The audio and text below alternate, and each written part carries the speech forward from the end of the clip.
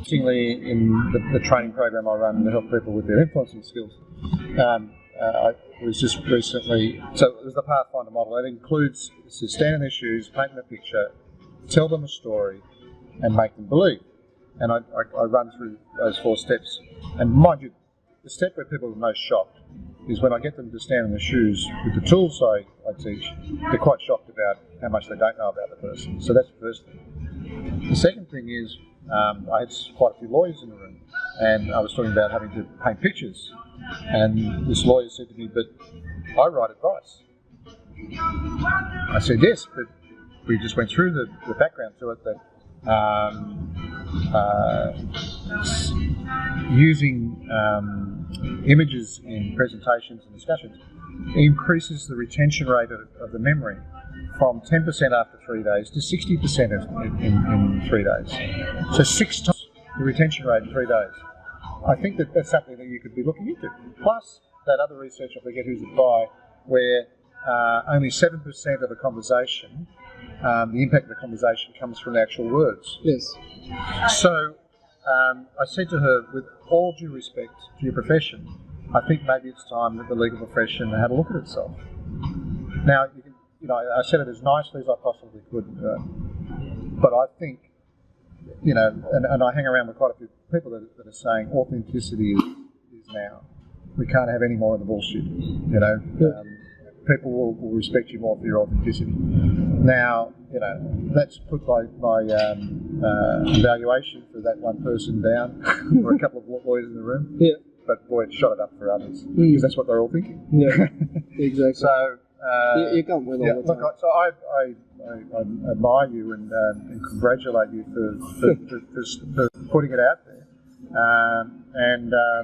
I agree with so many of the things you've said.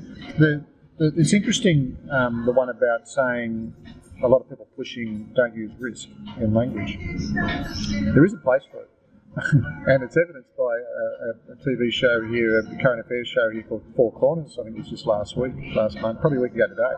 And it was on climate change.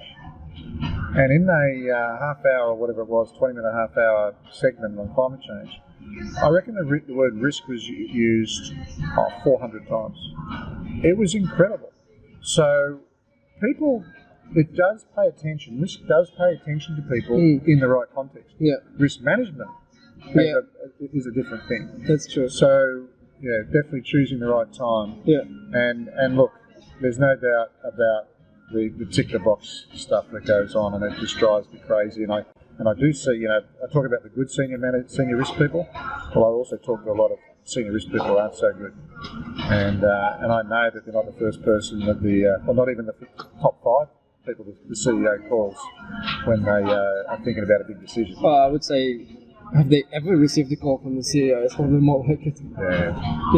Well, I've been with the sovereign fund where I was a head of risk for just over 3 years, and I've observed an interesting transformation, which again, kind of to me was like, okay, so risk management is actually making an impact.